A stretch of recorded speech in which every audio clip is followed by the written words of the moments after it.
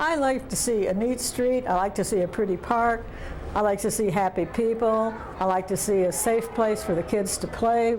Instead of just hoping for these things, 80-year-old Jan Hickman did something about it. She spent the last 12 years pitching in, sprucing up the park in her Swilburg neighborhood. So I go, I tidy up. My dog and I walk around and keep things neat, prune the flowers, you know, that kind of thing. Jan's work doesn't exactly monopolize her time.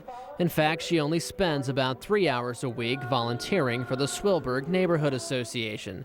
Jan was just one of many honored Sunday. The city thanked those who gave their time in areas like recreation, youth programs, environmental efforts, and even cemetery care.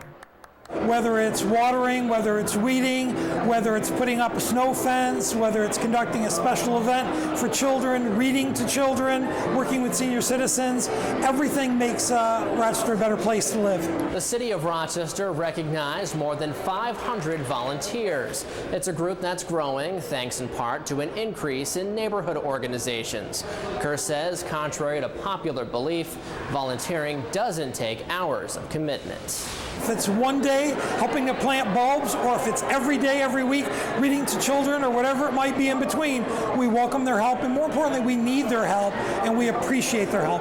This year, volunteers planted more than 25,000 flowers, cleaned up more than 2 tons of litter, and spearheaded programs for thousands of at-risk youth in the city of Rochester.